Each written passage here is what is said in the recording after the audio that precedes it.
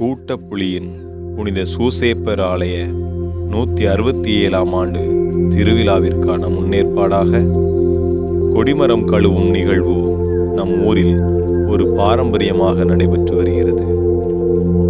இந்த கொடிமரம் கழுவ பங்கேற்கும் மக்களில் பெரும்பாலானோர் வெளியூரைச் சேர்ந்தவர்களே. தண்ணீர் மற்றும் பால் ஊற்றி கொடிமரம் கழுவ நேர்ந்து அதன் மூலம் நம் தங்க தகப்பனின் நல்ல ஆசீரை பெற்றவர்கள் ஏராளம்.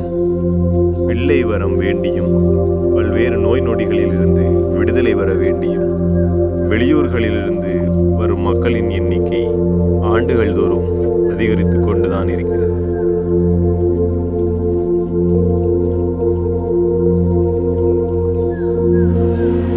எனக்கு கன்னியாகுமரி கோவளம். என் மக போன வருஷம் கொடியேற்றத்துக்கு வந்துட்டு அண்ணா கோல்டன் கிளைமா அவள் எம்எஸ்சி ஸ்டாட்டிஸ்டிக்ஸ் படிச்சிருக்கா. வேலை கிடைக்கலன்னு சொல்லிட்டு சூசேப்பற்ற வேண்டுனா. ஆனால் வேலை கிடச்சிட்டு அதனால் இப்போ திருவிழாவுக்கு வர முடியல.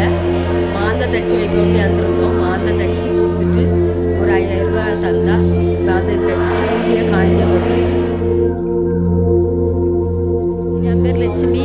நான் கண்ணங்குளத்துலேருந்து வந்திருக்கேன். சூசேப்பரை கேள்விப்பட்டு எனக்கு என்னோடய கஷ்டமெல்லாம் தீரணும், கொடிமரத்துக்கு நான் தண்ணி ஊற்றி வேண்டுதல் வைக்க வந்திருக்கேன்.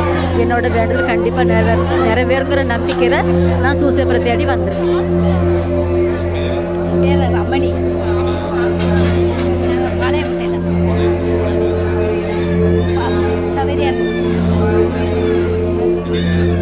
நான் இந்த கோயிலை பற்றி கேள்விப்பட்டேன். நமக்கு நினச்சது நடக்கும் அப்படின்ட்டு.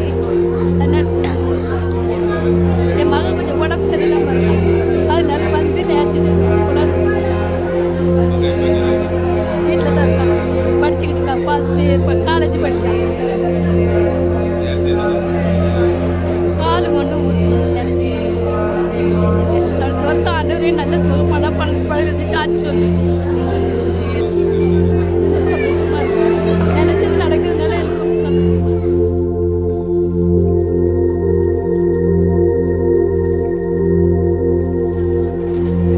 என் பேர் அமலசோனியா. எங்கள் ஊர் வடக்கங்குளம். 3 வருஷமாக எனக்கு குழந்தை